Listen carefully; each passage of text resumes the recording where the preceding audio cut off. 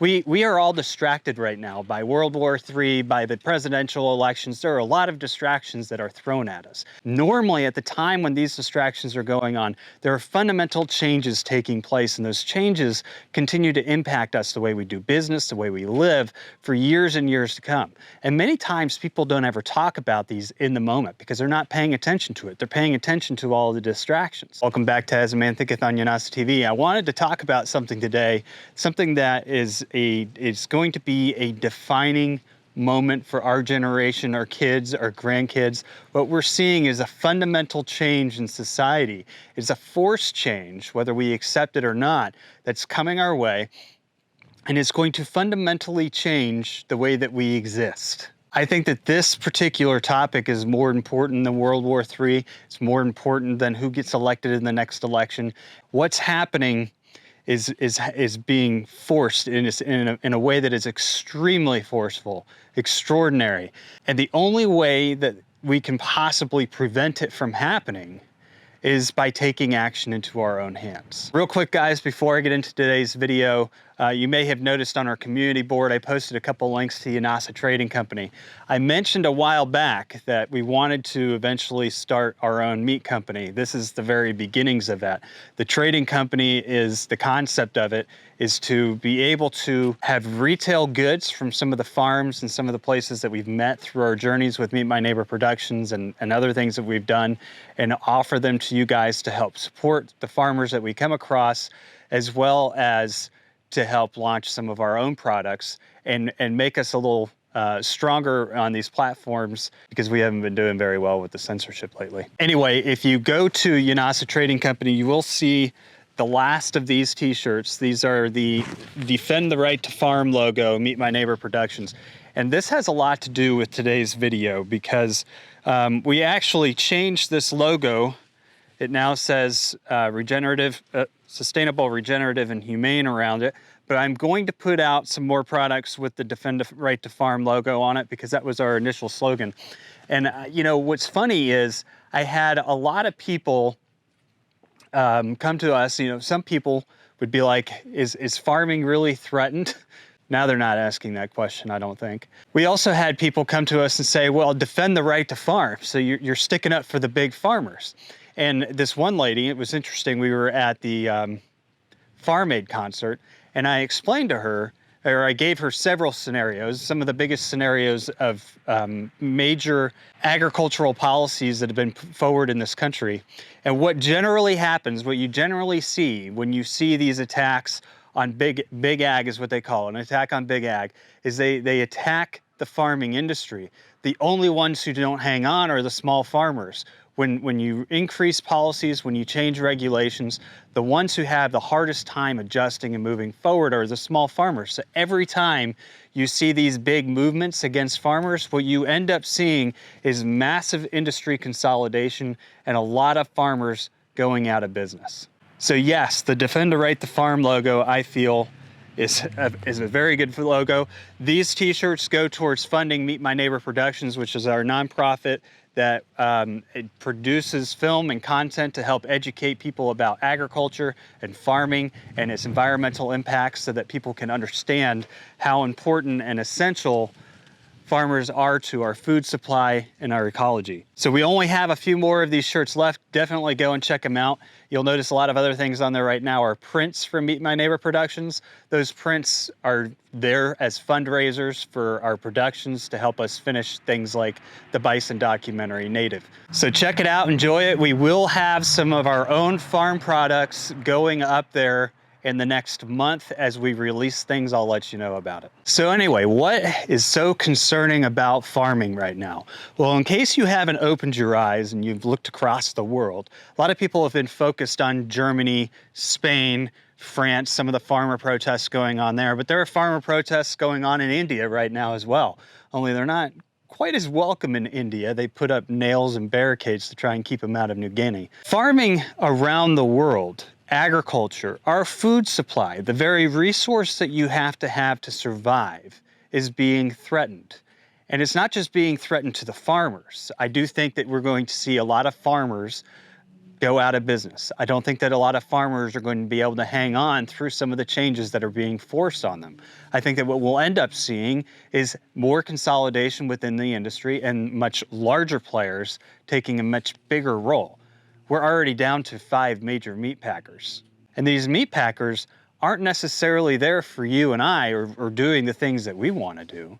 Tyson, for example, has been investing in alternative proteins for quite some time, including a bug factory. On February 7th, the Buckeye Institute released a report simulating what would happen with the current net zero carbon regulations and policies that are being put into place. What's going to happen to the average farmer, and how is that going to impact the consumer?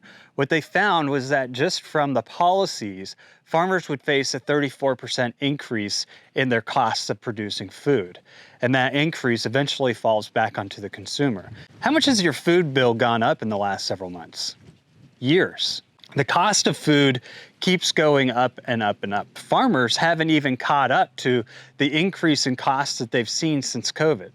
And now we're talking about net zero carbon policies that will put these farmers into even more jeopardy in having to raise prices. And if they can't raise prices fast enough, if the market can't keep up with how fast they have to raise their prices, they will go out of business. And unfortunately, long term for the consumer, eventually the consumer's pricing is going to have to catch up to what the actual cost of production is. And if you have less producers, you have less food coming in, which creates a scarcity, which also raises prices. This is intentional, guys. They want to change the food system. And it's not what you think. Their reasons behind this are not good reasons. They're not trying to do it to save the planet. Recently, Tedros Adhanom, who is the WHO head, released a video, and the video was basically claiming a war on our agricultural supply system. Our food systems are harming the health of people and planet. Food systems contribute to over 30% of greenhouse gas emissions and account for almost 1/3 of the global burden of disease. Transforming food systems is therefore essential by shifting towards healthier, diversified, and more plant-based diets. If food systems delivered healthy diets for all, we could save 8 million lives per year.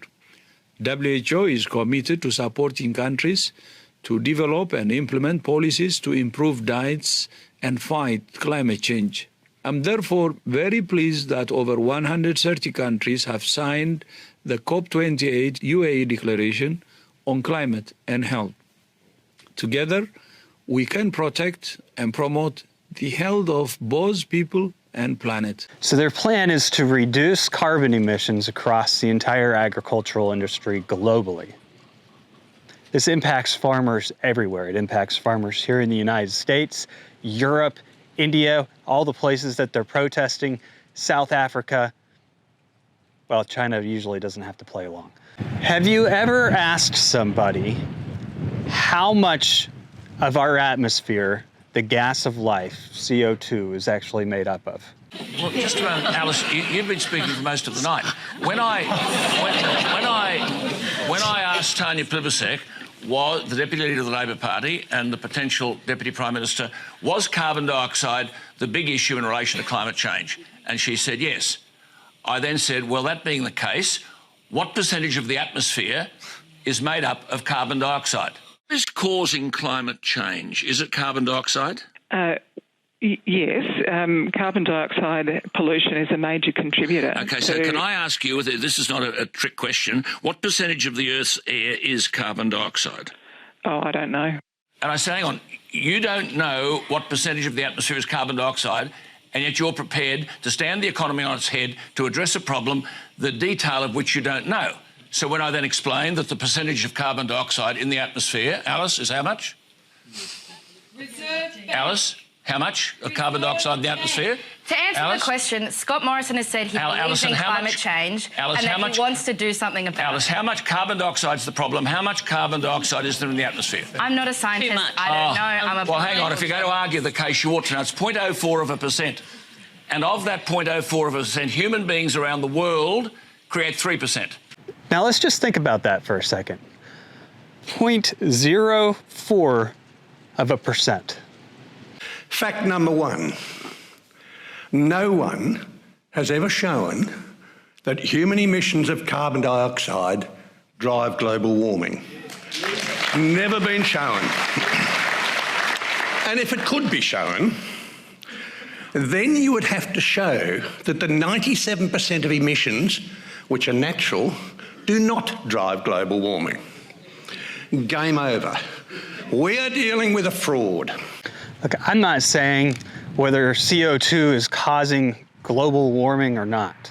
This theory, this obsession with this theory, is the cause of a global movement to ultimately starve the human population. Or even worse, in my opinion, this would be much worse, restricting our diets to a set of patented food products that are controlled by just a handful of people globally.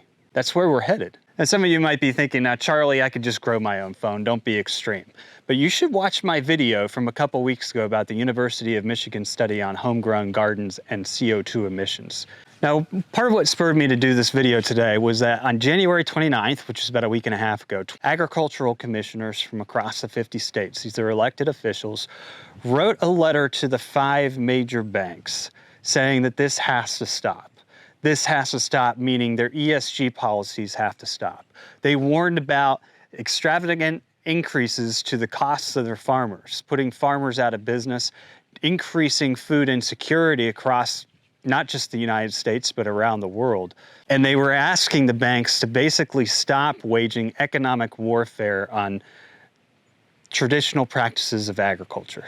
In their letter, they said the NZBA is committed to financing ambitious climate action, and it is attempting to force the economy to net zero greenhouse gas emissions by 2050. Achieving net zero greenhouse gas emissions in the agriculture requires complete overhaul of on-farm infrastructure, one of the goals of the NZBA. This would have a catastrophic impact on our farmers. Proposed net zero roadmaps describe dramatic, impractical, and costly changes to American farming and ranching operations, such as switching to electric machinery and equipment, installing on-site solar panels and wind turbines, moving to organic fertilizer, alternating rice field irrigation systems, and slashing U.S. ruminant meat consumption in half, costing millions of livestock jobs. Did you guys catch that? Slashing U.S. ruminant meat consumption in half. They want you to eat half of the meat you currently eat. Ruminants aren't bad, by the way. Did you know that before we were here, there were close to 100 million bison, close to at least 50 million or so elk, and then you get into the deer population, the antelope population. We don't even really have antelope in many places anymore. I mean, you see them out west. You definitely don't see any elk here in North Carolina anymore, or bison. And we're worried about what, in retrospect, is a very small ruminant population compared to the wild population that was here before we were here. And that's just a fact. To make matters worse, these changes will increase food costs and decrease food production at a time when global food demand is expected to rise dramatically. This is compounded by the fact that the average American has been struggling to keep up with inflation during the tenure of the Biden administration. The reality could be much worse. These effects will hit the poor the hardest. The question that I have when I read this letter is, why are our elected officials writing a letter to the officials of 5 major U.S. banks who are unelected officials? What gives them the right to decide the future of agriculture, the future of how we grow our food, the policies around how we grow our food? And that's what you guys have to understand. It doesn't matter who you put in office. It doesn't matter who you vote for or who you elect, because they've already gotten control over the system. All they have to do is stop lending to people who aren't implementing the ESG policies they want implemented, and that farmer's going to go bankrupt. That farmer's going to go bankrupt because farmers rely on operational loans to get them through the seasons until they have a crop to sell. And then they repay those agricultural loans at the end of the year after selling their crops, and then they borrow it all over again. If you want to change something, you don't have to have the voice of the people. All you have to do is implement your own policies and get everybody else that's lending money to do the same. Now, in a way, you and I have empowered these people. You and I have empowered these people because we voted to have pension funds put with their banks. We've invested our own money with their banks. We deposit our funds and let them hold on to it and choose how they invest it. That has to stop too. If you want to make a difference, that has to stop. You need to start looking at regional banks, local banks. Unfortunately, all of our regional banks are going bankrupt. Now, here's the kicker about all this that really kind of rubs me the wrong way. When you all of a sudden require that farmers upgrade their entire infrastructure, when you tell them that they have to upgrade their tractors, upgrade their equipment in order to borrow more operational money to be able to continue operating their business, you're basically enslaving those farmers to your bank, to your operations, because they would have to finance those things over long periods of time. I once worked with somebody who worked in a chicken house, in the chicken factory farming operations. And you know, this type of gangstering, it happens all over the place. It doesn't just happen on a large scale across an entire industry like what we're seeing right now. But the gangster moves happen within these smaller pockets of industries. So when you get into the factory farm industries, you have a larger producer, sometimes one of the top 5. This wasn't one of the top 5 producers, but you have a larger producer who's providing the farmers with the birds, with the feed, everything. I mean, the farmer is really not an independent farmer, they're just an operator.